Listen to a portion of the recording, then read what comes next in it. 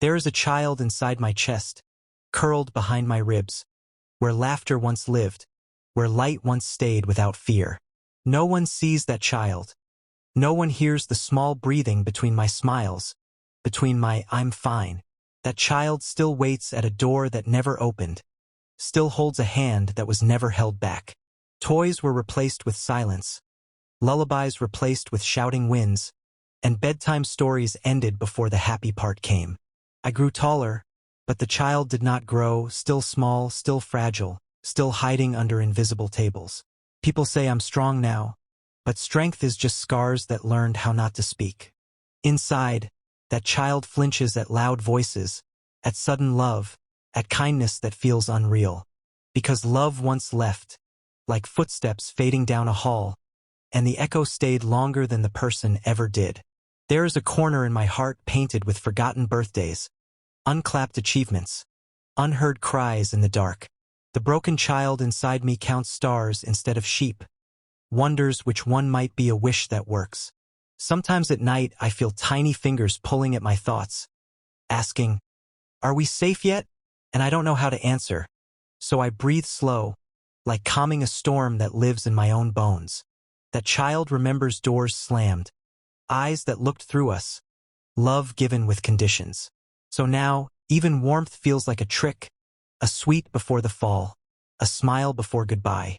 I learned to laugh loud, to speak with confidence, to shine just enough to hide the shaking hands inside. But the child still trembles when someone leaves the room, still thinks every goodbye means forever. Inside me lives a playground with broken swings, sandboxes washed away, and a sky that forgot how to stay blue. I carry that playground into every relationship, every friendship, every fragile "I trust you." The broken child inside doesn't need grand things, just a voice that stays, just arms that don't disappear. Sometimes I talk to that child, in the quiet between heartbeats, and say, "You survived." Even when it didn't feel like living. I tell them, "You weren't too much. You weren't too loud. You were just a child." Tears come without warning then. Old tears with new faces, falling for memories I never properly buried. Because growing up didn't heal the past, it just taught me how to walk while bleeding. The child inside still draws pictures of homes with smoke, doors open, and people who stay. Still believes someone will kneel down, look into small scared eyes, and say, "You matter." Until that day, I carry them gently, like glass in my chest, like a heartbeat made of history. And maybe healing is not forgetting, but becoming the adult that child once needed.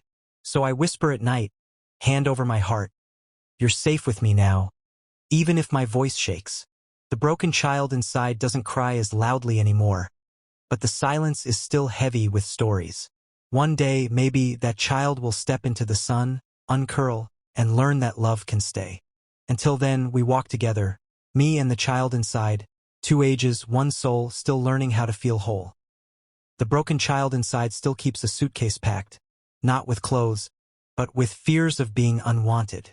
It learned early that love could change moods like weather without warning. Sun one moment, storm the next. So it studied faces, memorized tones, became an expert in emotional survival. It knew when footsteps were heavy, when silence meant danger, when a sigh meant it had done something wrong again. But no one taught that child how to simply play, how to laugh without checking if it was allowed. Joy always had a shadow, happiness came with caution tape, and excitement felt like standing too close to a cliff. Even now, grown and walking tall, that child hides behind my confidence, peeking through my eyes to see if the world is safe yet. Compliments confuse it, kindness makes it suspicious, and love makes it tremble the most. Because love once felt like glass, beautiful, shining, but cutting when held too tight, breaking when trusted. So the child learned to hold back tears, to swallow words, to apologize for existing. Inside my chest, there's still a small voice asking, if I'm quiet enough, will they finally stay? That question never aged. It follows me into rooms, sits beside me at tables, sleeps beside my dreams, breathes inside my every decision. I see it when I overthink, when I blame myself for everything, when I feel guilty for needing love at all. The broken child inside still thinks needs are burdens, still believes asking for care is asking for too much. So it shrinks, makes itself small, turns pain into politeness, turns sadness into silence. But silence is heavy, and even children made of memory get tired of holding the sky up alone. Sometimes that child knocks louder, through anxiety, through sudden tears, through nights that refuse to sleep. It's not trying to ruin me, it's trying to be heard. It wants someone to say, "You didn't deserve that. You were not the problem. You were just little." So I'm learning, slowly, to kneel beside that child in my heart, to brush the dust off its fears, to listen instead of hiding it away. I'm learning to hold my own shaking hands, to become the safe place I never had. And when memories return like ghosts at midnight, I don't run anymore. I sit beside them, breathing. Because healing is not erasing. It's staying with the pain until it stops being a monster and becomes a story I survived. The broken child inside is still broken. Yes, but now it's not alone in the dark anymore. We are walking together, step by step, through old shadows, toward a softer morning. And maybe one day, that child will laugh freely, without checking the room first, without fear following joy. Maybe one day it will believe that love can stay without disappearing at dawn. Until then, I will keep whispering, "You are safe now. You are seen. You are loved." Even if I have to say it 1,000 times before the child inside finally believes me. The broken child inside still listens for raised voices even in quiet rooms. Even when no one is angry, peace feels unfamiliar, like a language it never learned, so silence sometimes feels louder than noise. It wonders why calm feels like waiting for something bad, why happiness carries a hidden expiration date. That child memorized survival, not safety. It learned to read eyes, to notice the shift in breathing, to sense distance growing before words ever said goodbye. So now, even love feels like a puzzle with missing pieces, a door slightly open but never fully unlocked.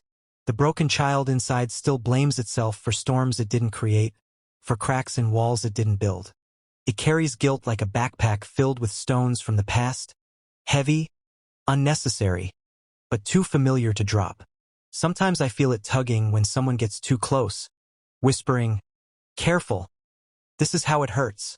And I pause, heart caught between wanting to run toward warmth and running away to survive. Because the child remembers how hope once turned into ache, how promises faded like chalk in rain. Still, that child hasn't stopped hoping. It still looks at the sky like something good might fall from it, still believes somewhere there is a love that doesn't leave. I see it when I get excited over small kindnesses, when a simple, "I'm here," feels like a miracle. That's the child, still amazed by crumbs, because it once starved for care. But I'm learning now to give it more than crumbs, to offer gentleness daily, not just in emergencies. I tell it, "You don't have to earn love. You don't have to be perfect to stay. You are allowed to take up space." The words feel strange, like new shoes on old roads, but the child listens, wide-eyed, unsure, but listening. Some nights it still cries, for things we never had, for hugs that never came, for safety that came too late. And I don't silence it anymore. I let the tears fall. I let the grief breathe, because those tears belong to a child who had to be brave before learning how to be little. The broken child inside is not weak. It is a survivor with tiny, tired hands. And maybe healing is not fixing the past, but giving that child the love that stayed missing. So I stay. I stay with the memories. I stay with the feelings. I stay with the child. No more abandonment, not from the world, and not from myself. One day, the playground inside my heart will have swings that move again, skies that stay blue, laughter that doesn't echo in emptiness. One day, the broken child inside will run freely through a life that finally feels safe. And when that day comes, it won't ask, "Are we safe yet?" It will simply smile and play. The broken child inside still sits on the floor of old memories, tracing cracks in the walls like maps of where love escaped. It remembers the sound of its own crying, how it learned to make it quieter, how it pressed a pillow to its face so no one would be bothered. That child thought pain was something to hide, like a mess it made, like a fault in its design. So it became good, too helpful, too understanding for its own age. Little shoulders carrying storms, small hands holding together a world that was never meant for a child to fix. Even now, I feel it when I say sorry too quickly, when I take blame that isn't mine, when I shrink to keep others comfortable. That's the child, still trying to earn safety, still believing love must be paid for with silence and sacrifice. But I'm learning to interrupt that story. When the child whispers, "Don't upset them," I answer softly, "It's okay to have feelings." When it says, "Don't ask for too much," I tell it, "Your needs are not disasters." The words tremble at first, like stepping onto thin ice, but slowly the surface holds. The broken child inside watches me now, curious, cautious, like a stray learning a hand can be gentle. It doesn't fully trust yet. Trust was broken in loud ways, in silent ways, in ways that left no visible scars. But it notices when I rest instead of pushing, when I speak instead of swallowing, when I stay instead of running from myself. Each small act is a brick in a new home being built inside my chest. One with windows, not walls. The child walks through it slowly, touching the air like it might vanish, looking at the light like it might turn off without warning. I kneel beside it again and again, not rushing, not forcing, just being there the way no one was before. And sometimes, just sometimes, it leans into me just a little. That small leaning feels bigger than mountains moved, bigger than victories the world would cheer, because it means the child is beginning to hope. Hope is fragile here, but it's alive. The broken child inside still carries sadness. Yes, but now it also carries tiny seeds of something new. Trust, safety, belonging, words that once felt like fairy tales.